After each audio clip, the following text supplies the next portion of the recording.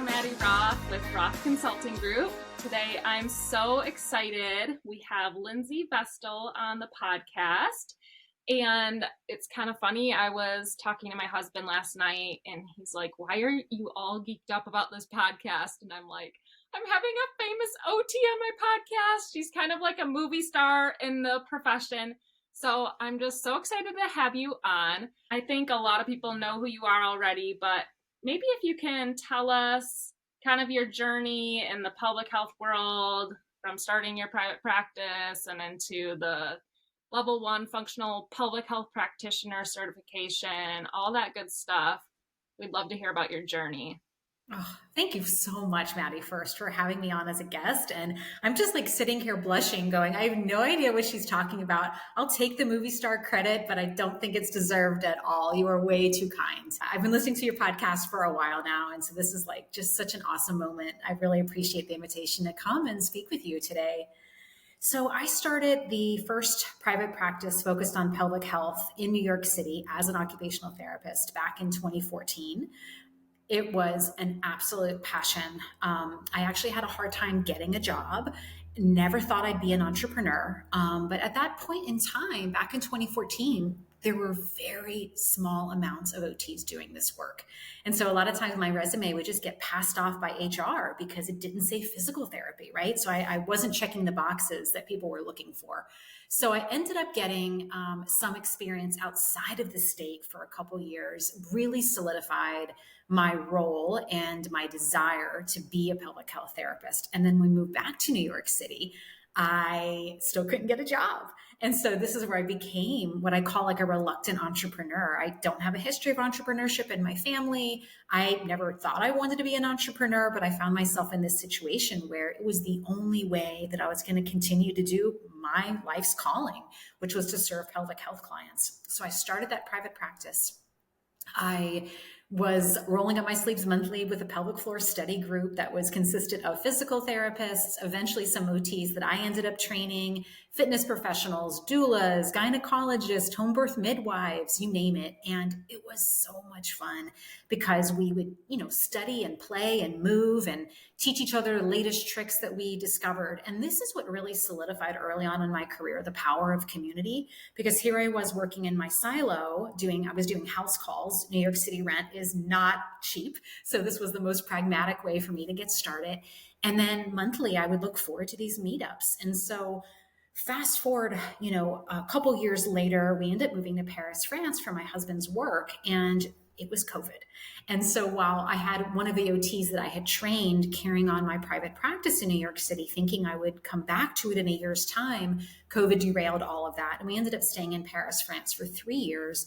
And during that time, that power of community that I mentioned really came full circle. I was like, oh my gosh, I am so isolated. In Europe, they took the lockdown incredibly serious. For a period of time, I think like six or 8 months, I couldn't leave my house without a form testifying where I was going, and I could only go within a kilometer of my residence, right? So I ended up really leaning into what I knew had always carried me through hard times, which was community. So I really started leaning more into supporting occupational therapists. And so then when we came back to the United States just 2 years ago, seeing clients is a very small part of my day. What I really leaned into is all the ways that I can lift up our community, most specifically occupational therapists. So to date, I've trained 1,732 OTs to become pelvic floor therapists.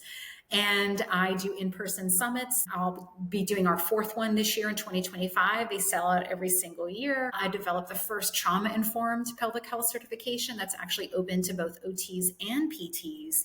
And then just this year, I have kicked off what you mentioned, which is my level 1 functional pelvic practitioner program, which basically takes you from a brand new budding pelvic floor therapist to what I call really being an expert, being able to step into the treatment room with confidence.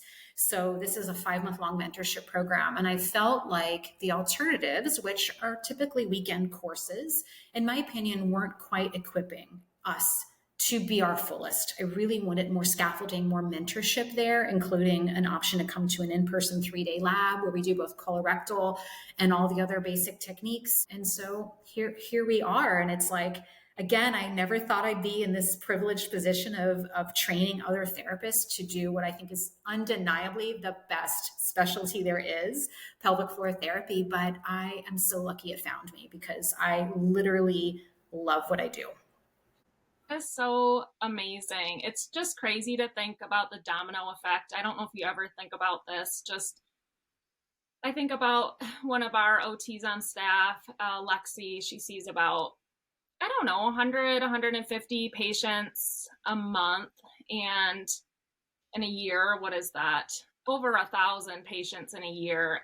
But if you train that one pelvic floor therapist, how many people they're seeing, and you've trained over 1,000 pelvic floor therapists and how many patients they're seeing, it's just so widespread, your impact by educating OTs in the field and then them going out and treating patients. It's just crazy. Yeah, tell us more about your new program. A little more, what are they getting in the labs? What's the coursework like? Is it recorded modules or what's that like? So it's basically there are pre-recorded lessons that they get access to, but then we have 8 group mentoring calls, which is probably my favorite part of the whole program. I should also step back and say that the lessons are really designed from like an adult learning perspective. So most of my lessons are under 10 minutes. I really want it to be engaging. I have really designed it in a way that's best suited for learning online, which when I got started back in 2018 training OTs, I had no idea about that. I think I have like a couple lessons in there that are like 75 minutes. I look back on that now, I'm like, oh my gosh, we've learned so much. So I really leaned into creating content that, serves sort of our endorphin pathways, really keeps people engaged because it's no small order to stay and incentivized when no one's looking on an online course. So I definitely planned that really deliberately. And I actually just updated all my materials. So even though the course started in 2018, I'm constantly almost such a geek, Maddy. Like I love just looking into the latest pain science and neuroscience. So I update the curriculum all the time. And then we do meet 8 times and we do everything from role playing to case studies to like just mock interviewing, really kind of going through clinical reasoning scenarios.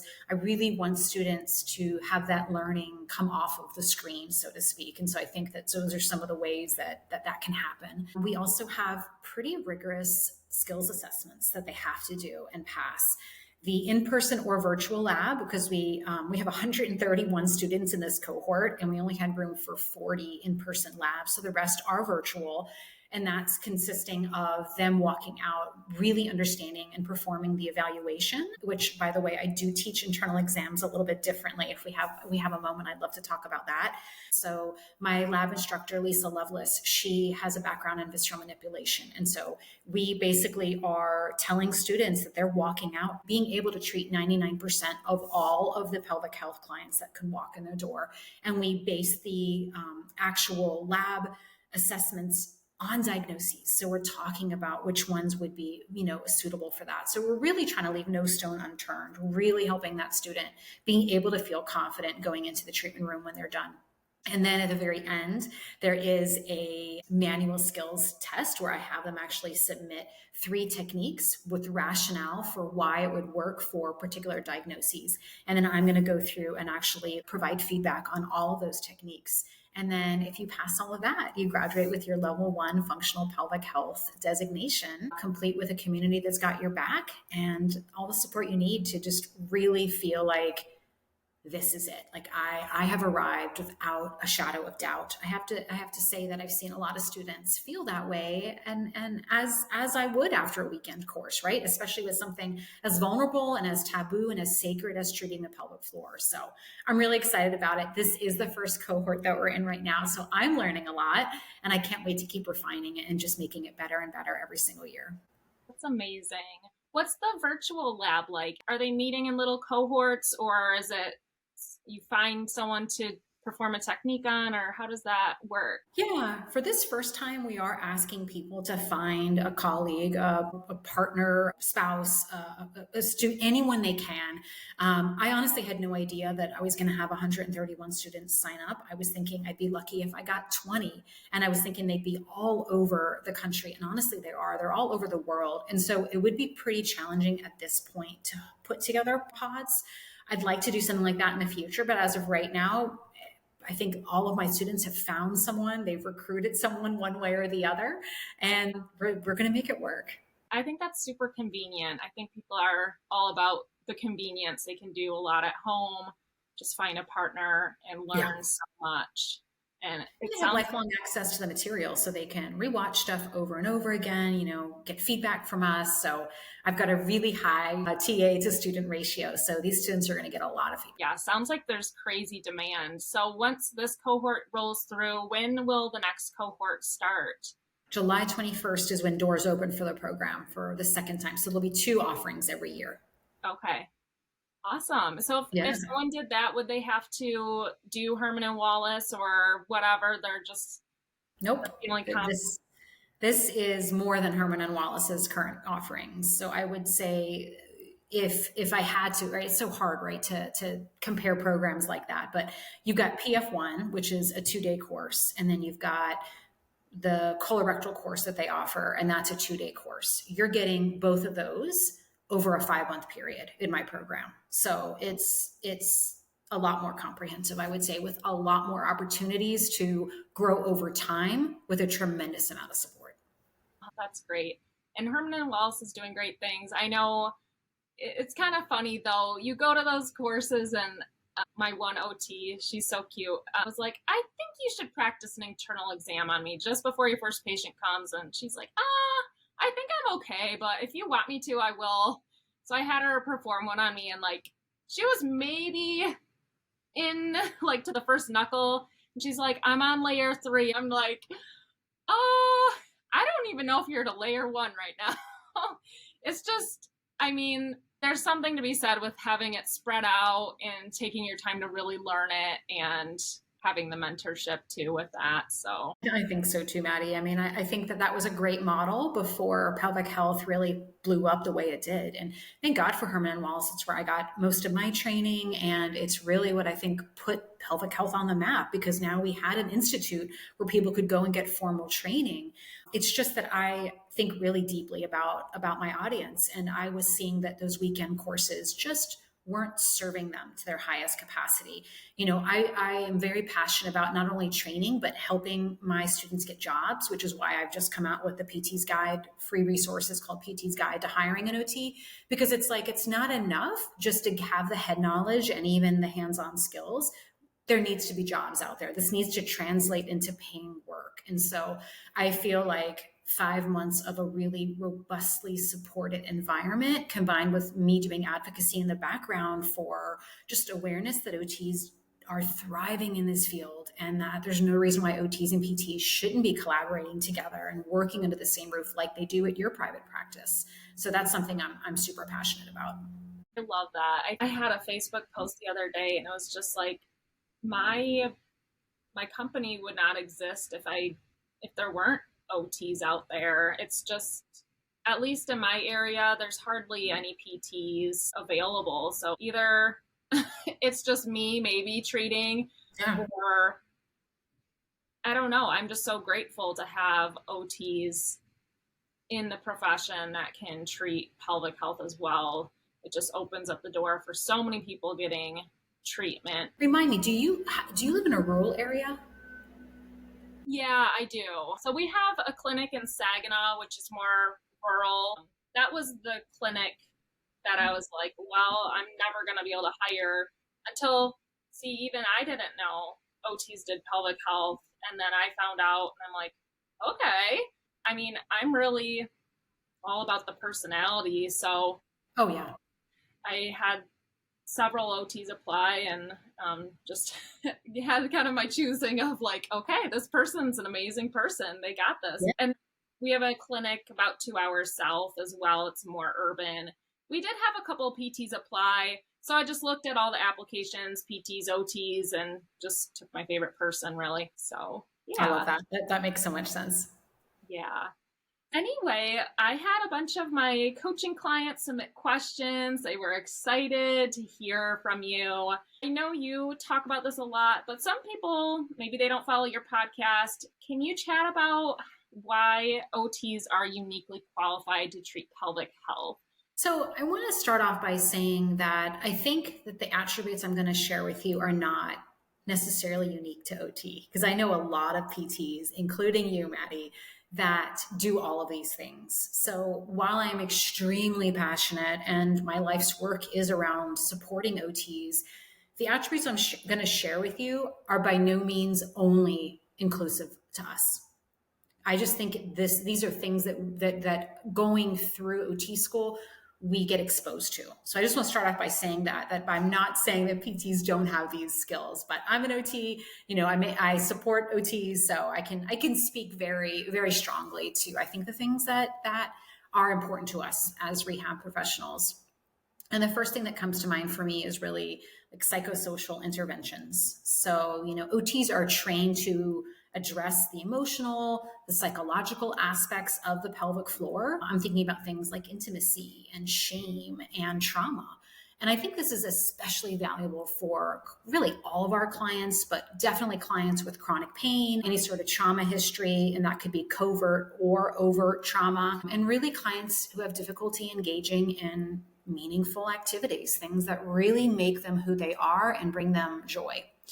The other thing that I'm really proud of, and like I said, I know of a lot of PTs who do this too, are really thinking about things from like an ADL focused approach, right? So from day one in grad school as occupational therapists, like we're there in all of our field works in the bathroom with our clients, right? We're empowering them with toileting tasks, with dressing, addressing their comfort with intimacy, however they defined that. And honestly, I don't know how many people outside of the OT profession know this, Maddy, but we actually have something called a practice framework. And I think we're one of the only rehab professions. I know speech doesn't have one, and you can let me know if PT does, but it's basically a document that defines the scope of our practice. So it explains what OTs do, how we do it, and why the work is important. It also gives us a common language, and it serves as a framework for assessments, interventions, and outcomes. And these areas that I just said, so toileting, bathing, dressing, sex, are literally listed in this document. Okay, so what an easy jump to take from learning it in grad school to then leaning into pelvic health topics. We're already literally right there addressing these topics day in and day out.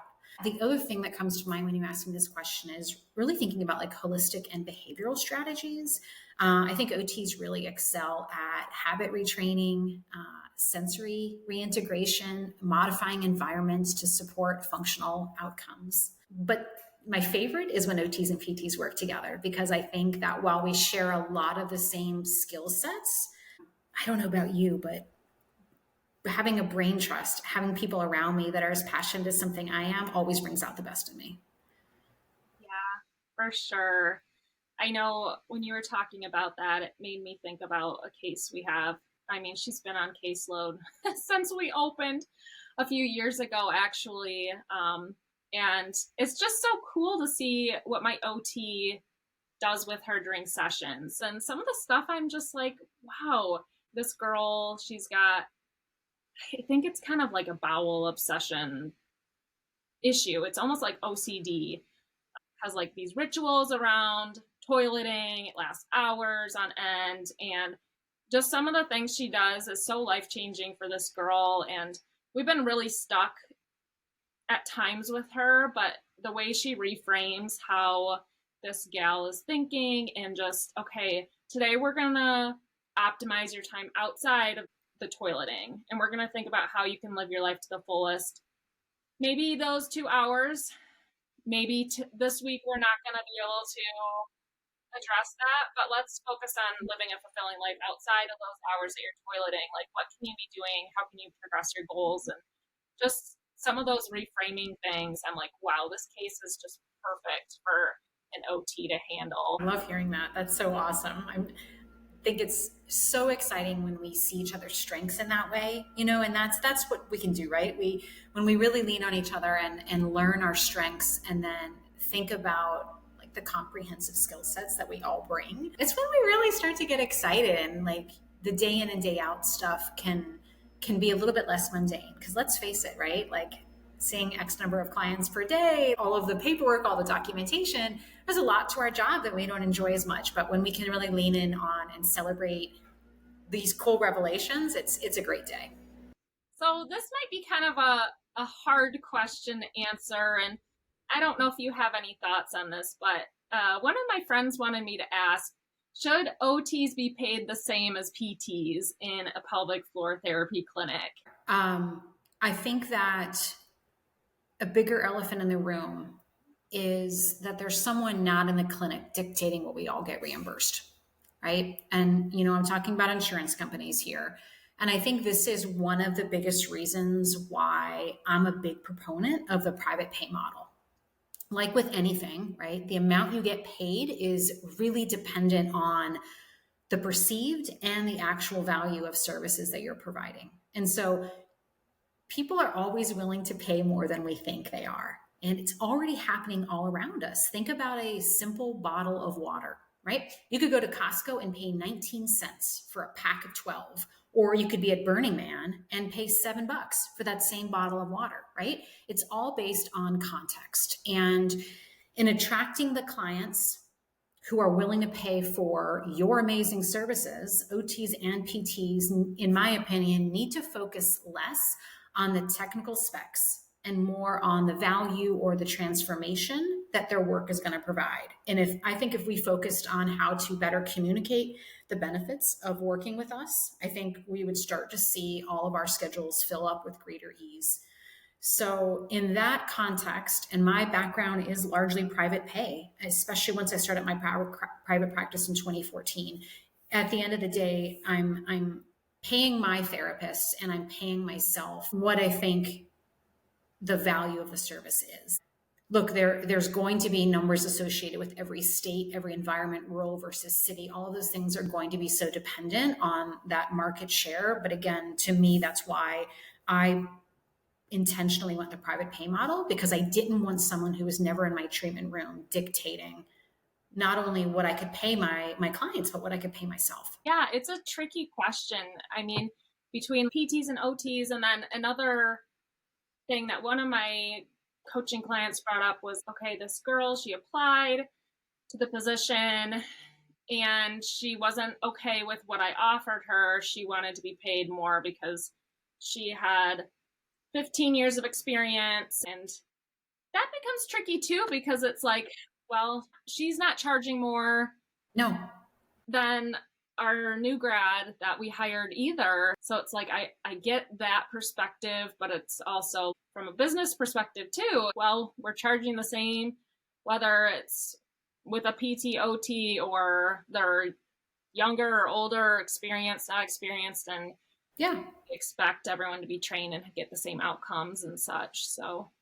And I think that is so challenging. And I don't know about you, but in my coursework in grad school, like we never talked about that. We never talked about the fact that you could be working alongside a seasoned pelvic floor therapist of 30 years. And I literally just graduated a week ago. Probably me as a new graduate might even get paid more than the 30 seasoned year veteran, just based on the current, like just how, pay does go up over time. But we're not going back to that 30-year veteran and raising their salary, despite the fact that they're probably a lot more seasoned. Hopefully they're keeping up to date on research, but they've got so much more experience with therapeutic use of self, with those really complex cases. And so I don't know, when you stand back and look at that, like I think there's something really strange about that, and really strange about this thing that you're bringing up, which is like, you're not getting paid more for those additional certifications. You're not getting paid more for that experience. In fact, oddly enough, you might be getting paid less. And I don't know. I don't know that there's many other industries where that's okay. Uh-huh. It is a little strange. Yes. We'll get on to the next question. So, and I know you just came out with this awesome PDF the other day, but what should employers know? Maybe you can just give us a quick rundown, but what should employers know about hiring a pelvic floor OT? Would definitely encourage everyone to get my free guide because it's all in there. But it's basically things like, how do we bill for services, right? Do we need a separate script? What are the common CPT codes? I mean, it's just, I find those are probably the least interesting questions we could ask ourselves, but yet it's the ones that we're asking the most. So my inspiration for the guide was just like, okay, let's stop reinventing the wheel. Let's stop not hiring OTs because we don't know the answers to these questions. So I basically put it all out there in an attempt to stop reinventing the wheel and to just stop scratching our heads. And while there's individual variance based on state, for the most part, I think the topics that we go into in the guide are very applicable and can be widely used all across the country. I know I get DMs all the time from other pelvic PT business owners like, I know you've hired an OT. What are the steps to doing this? What do I need to do differently? And so there's really a need for that. And I think it's just breaking down another barrier. Okay, now we know the steps to take if we want to hire a pelvic floor OT or a pelvic floor PT. We know what to do, basically, Yeah, the logistics exactly. behind it. And then we can just focus on what you said is the most important, which I wholeheartedly agree, which is just the personality match, the willingness to learn, right? It's like, I know you mentor students with starting their own businesses. It's like, in the beginning, you want to know, oh my gosh, like what kind of business structure should I have? Should it be a corporation? Should it be a PLLC? What should the name be? What should my logo be? And while those questions are so important, there's so much more you have to do after that that's going to help bring clients in the door. And I kind of think the same way I think about those early questions that felt so important to me that I'm so glad I'm past, since it's now been over a decade ago since I started my private practice. I feel the same way about some of these questions in my guide. It's kind of like, okay, they're pretty black and white answers. Like, let's not belabor it. Let's not overcomplicate it. Let's just see what those answers are and then move on and then make the hire if it's a good fit. And now start doing the important thing, which is training and treating clients. Mm-hmm. Yeah. And I think either way, there's going to be a need for training, whatever profession someone's in as a new grad. I mean, you don't really know how to treat patients coming out of school. You either figure it out through trial and error or from learning from people. So Exactly. Yeah, across both professions. I completely agree. Do you think there are any myths or misconceptions or assumptions that people have about OTs in the pelvic health space?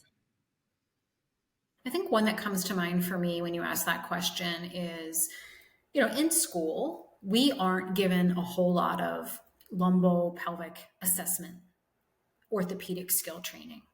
And so I think that is something worth mentioning, and that if that's important to you, that you either as an occupational therapist want to learn that skill set, or as a hiring manager, if it's important for your OT to learn that, absolutely just be upfront about it. Hey, my understanding is a lot of OTs don't get a whole lot of orthopedic assessment tools and like hands-on experience. So are you interested in learning those skills? What are some plans we can take to get you that exposure and to learn those skills? And as an occupational therapist, if you're listening to this and you're thinking, that's not really something I want to do, it's kind of the reason I chose OT, is that wasn't necessarily a skill set I wanted to dip my toes into. And I would say that's great too. Just be really upfront about what you do offer and how it can enrich your clients as well as the culture of the company you may be joining, because there's a lot there.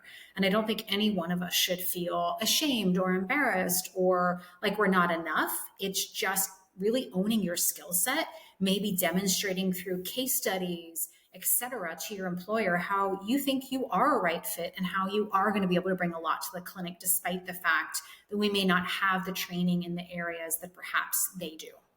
Mm-hmm. Yeah, that makes sense.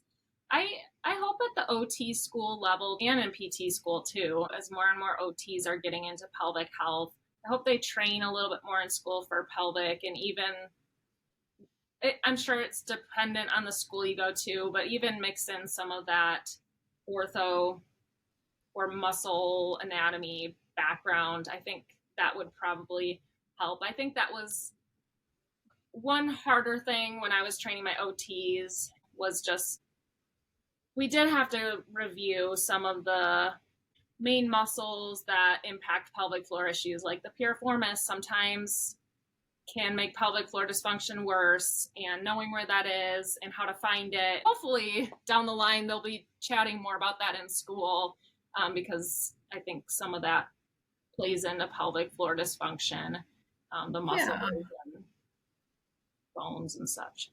Yeah. And likewise, I think that a lot of the skill sets that we bring kind of naturally to the table, I would call them like trauma-informed skills, some of that sort of like big picture thinking, or even like task analysis of being really considerate of the task that the person is going to undertake. It's a big emphasis in our OT training is task analysis. And I think that skill set is really important too. And so I think at the end of the day, if it's not going to happen at the university setting, this is another strong component as to why OTs and PTs should be working together in the same clinic. Because let's face it, most of us are learning on the job. Most of us are really, being exposed to these different treatment techniques because our colleague just got back from a Baral Institute course. And oh my gosh, now I want to know everything there is about visceral manipulation because I had no idea it could help my prolapse client, for example.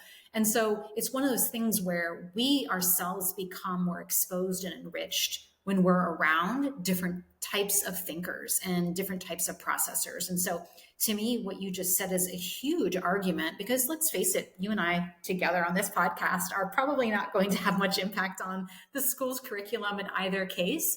But what we do have impact is encouraging OTs and PTs to work alongside one another, because that informal learning, oh my gosh, it just does wonders. It does wonders for our approaches, the way we problem solve, the way we kind of think about this client. Like you were talking about the OT serving the person who has all those bow rituals, right? Like hopefully that was pretty mind blowing for you. And you're thinking, gosh, like, okay, I actually have a client or two that I can take some of this. And so, and us, same thing with you. We're going to hear some of these approaches that you're doing, and we're thinking, I want that skill set. I want to add that to my bucket. So at the end of the day, I just think multidisciplinary care is just like, I think it's where it's at, both professionally as well as to achieve client outcomes. I can't agree with you more. And like you said, it does go both ways, where another thing my OT brought up was just, I think some patients would want to have a chaperone in the room, but they might not want to verbalize it. Can we give them a little slip to put under the door that says they want a chaperone?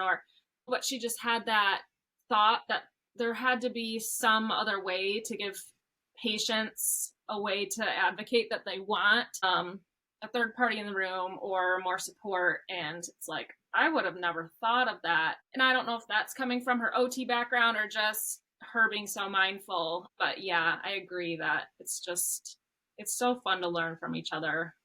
Totally is. There's nothing better. Yeah. Are there things that AOTA is doing right now to advocate for pelvic floor OTs? What I will say is that our current president, Dr. Allison Stover, is phenomenal. She has attended the last 2 years of the OTs and Pelvic Health Summit. She is named, of her top 6 priorities for her presidency, pelvic health is one of them. So I just cannot say enough amazing things about her. We've never had a president put pelvic health as one of their priorities. Not only that, she attends my summit. She last year, I think she went, if I'm not mistaken, I'm going to do a range here because I don't know exactly. She went anywhere between 6 and 15 on her own dime to different pelvic health OTs clinics just to watch firsthand what we were doing in a treatment room. Like, I have never heard of a president to do this, right? Like she sees the universal traits of pelvic health and says there's not an occupation that doesn't get impacted when you have a pelvic floor dysfunction. And pelvic health doesn't care what age you are, what occupation you have, what gender you are. Like, none of it matters. When you have a pelvic health condition, it's universal and it's extremely debilitating. And so she saw that. And so I can't say enough amazing things. She has literally been a personal cheerleader and champion for us. So My hope is that what that's going to translate into is more and more OTs presenting at our national and state conferences, because now we feel seen and heard in this specialty. And that my hope is that there is a position paper in the works for the AOTA on a national level saying we absolutely have a right and, can bring a tremendous amount of value to the field of pelvic health. I love that. I want to circle back though. Tell us about how you teach the internal exam. I know, way off topic, but no, we hinted at it. I'm like, I gotta keep this in my head or I'll forget it. So no, I'm so glad you did, because I'm really proud of it. I am really proud of the way that I teach it. And I do hope that it ends up being sort of the gold standard, if you will. So the 4 options that I teach are that there is no gold standard. So basically, we have all gone to those courses where the internal exam is just kind of the only option. We're taught that if we don't do that, we're not able to get enough information. And while I definitely agree that there's so much information that we can get from the internal exam, what we're dismissing by saying that is the fact that a client may not exactly feel comfortable for a variety of reasons in having that internal exam. So if we have a client on our table who is not comfortable with an internal exam, do you really think that we are assessing the true nature of the pelvic floor when obviously their discomfort is overriding all aspects of care? How client-centered is that really? And so what I teach is a menu of options, and it is part of my trauma-informed pelvic health curriculum, but it's also just how I teach now my level 1s. And that is, number 1 is option 1. And this is called a feedback-based assessment. And this is where my client is fully dressed. They are sitting on a ball or their hands or something that can provide feedback during the session. And I'm walking them through a series of movements to basically get the information that we want. Are they overactive? Are they underactive, right? Option 2 is what I call the non-contact visual exam. And this is where they are undressed. And we're really focusing on sort of that visual assessment without any touching. Option 3 is an external assessment. So they are still undressed, and with touch, we're doing an external palpation. And then option 4 is that undressed internal touch. So that is what most of us would think about when we think about the internal exam. And the key to all of this is that they're all presented equally. So I give my clients a script. I encourage them to make it their own as quickly as possible, but I give them a script on how to present these 4 options to then check in with the client, like which one of those options could work for them. Then we ask, are there any aspects of the option that you chose that you're not comfortable with? So there's further room for tailoring.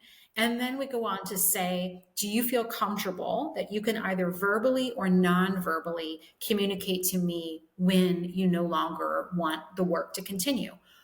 Which one of those do you pick? Do you want me to hand you a model and like a ball and you lift your hand up? Are you able to use your voice, right? So I teach them and I coach them through all of that.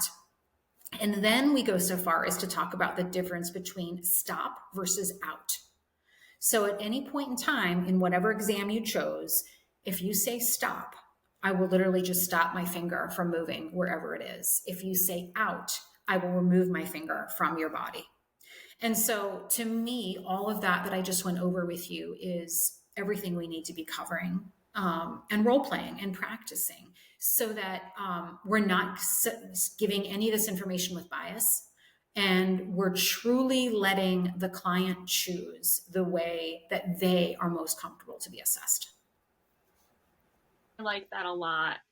I think when I opened my practice, I was new to pelvic health. I had done maybe 5 internal exams, and it's hard when you don't have that laid out in your head ahead of time, because then you're in the treatment room and someone's like, I'm not comfortable with an internal exam, and you're like sweating, like, yeah, oh, okay, what do I do then? All I know is to do an internal exam. I don't even know, okay, I think in Harmony Wallace, they showed us how to externally watch them do a Kegel. Maybe I could do that. But Right. at least having this ahead of time, I think you're just feeling a lot more calm. Okay, if the patient says this, then we can go this way. And you just have all those different options. And I know there were several times where I'm just like, whew, I'm sweating. Okay, how am I going to still assess this patient and make them feel like I did a thorough assessment in the manner that they're comfortable with? If you don't mind, what are your plans for the future, or what do you have coming down the pipeline for courses or ideas? I know your husband just wrote a book, which is amazing. I think he's going to be coming on the podcast soon too. Yeah. But do you have any visions for where you want to go? Are you going to really focus on this certification thing? Yeah, so I want to keep growing the OTs and Pelvic Health Summit. We've sold out every year. This year we have an option to be in an even bigger space. So I'm really hoping we could accommodate more. There is nothing better than getting in person and being around people that are as passionate as you are. Um, as you could tell with how I started off today's conversation, like being in community is really important to me. And I think it's how we do our best work. And so it's a privilege to continue to grow that, because just like any new endeavor, when you first start offering it, you're kind of like, I don't know, are people going to do this? Are they going to be inspired by this? And it's the community has been loving it. So I want to lean more into that. My own personal filter before I think, as a classic entrepreneur, I love new projects and I love new collaborations. And so one of the things that I am doing in 2025 is just always kind of putting things through the filter of, if I say yes to this opportunity, is it an opportunity to help pelvic health OTs just continue to flourish? Because at the end of the day, that's my filter for everything. And so that's exactly why I came out with the certification. And so this year will be the first year that people go through my proctored exam, and it's aligned to over 200 core competencies from that OT practice framework that I was telling you about. So it truly is rooted in sort of our DNA. PTs are more than welcome to take my exam. They may need a crash course study guide just because it's so deeply rooted in who we are. But that was a privilege, because I think that it's really time to celebrate really our differences and just, wow, I really love seeing the pelvic health and the pelvic floor through our OT lens. And so how do I lean into that more? Because at the end of the day, everybody wants to feel aligned, right, to their authentic self. And there's a reason we chose OT school. There's a reason we chose PT school. So I'm excited about offering that first exam and really helping OTs to feel celebrated. And I would say the last objective is because Doug Vestal, my husband, beat me to the punch with publishing his first book. I have been working on this case studies book for, golly, over a year and a half now. And so I kind of put it on hold because of all these other projects that I was rolling out, including the 2 different certifications that I offer, the trauma-informed pelvic health certification, as well as the big exam called the functional pelvic health practitioner. But I really want to see my book come to the light of day in 2025. And so those are some of the projects that I've got on the table right now. Is that like a patient case in the book, or? It is. It's 5 different case studies with 5 different pelvic health diagnoses. And my goal is to help OTs kind of see how we practice, but it's also, I think, just as much for our other rehab professionals, whether it's speech or pelvic or social workers or sex therapists, to really kind of go, oh, that's so interesting. I know dyspareunia. I've treated a lot of clients with dyspareunia, but this particular OT did it this way. And so it's kind of like an opportunity, if you've never been able to hire an OT or haven't had the opportunity to work alongside one, hopefully this case study book will kind of illuminate how our triaging works, how we process it, how we work through some of the core issues the client is doing, so that people can have a better understanding of how we work. Awesome. I can see you're really into the patient cases, the patient care, education, empowering OTs, and then your husband's more into empowering private practice owners. Is that more his jam? Yeah. 100%. Yeah. So he worked on Wall Street for a really long time, which is why we were in New York City and Paris to begin with. And during that time, when I started my private practice, he was kind of like I was hitting my head against the wall. It was my first year in practice, Maddy, and all I was doing was going to referral parties. Hey, please send me your clients. This is what I do. This is how I'm going to help them. It was crickets. It was crickets. And even though I wasn't paying rent because I was doing house calls, I was like, I can't continue to not take a paycheck, right? I'm just going to go back to the hospital that I used to work at. And he was like, wait a second. And one of his first ideas to me was, you really need to start offering community workshops. So this is back 2014, 2015. And he's like, get the information in the hands of your ideal client. And for me, it was postpartum and pregnant people. And, word spreads like wildfire when you start serving your ideal client and they start talking, especially in a town like New York City. It really is the world's biggest small town, if you will, or smallest bit, like however you want to say it. It's just people talk, especially in the communities that I was spending a lot of time in, which was like Lower East Side, Upper West Side, Brooklyn. And so that second year was radically different for me. And so then we would, on the weekends, we had our two small children who are now 12 and 10, just brainstorm. And I loved it. I loved this new aspect of working with him and kind of thinking through some of these things. I could tell for him it was an extremely creative outlet.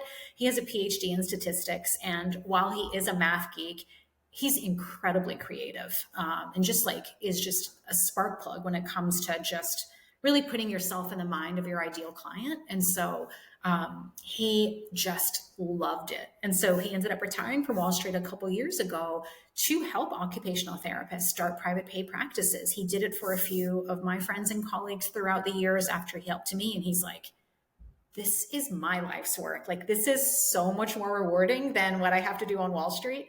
So that's essentially what he's doing now. And he absolutely loves it. He also has a real passion for personal finance and just kind of basically being ahead of your finances and not feeling like a slave to them. And we know that with the increasing costs of student loan debt, this is really becoming incredibly important. The book he's coming out, the first book he's got coming out in 2025 is all about that personal finance part of it. But his second book that he's coming out very soon there afterwards is on the starting a private pay practice. You can see I've got my work cut out for me because I at least need to get my book out, Maddy, before his second book comes out. It's just not going to be good if he gets two out before I get mine out. So funny.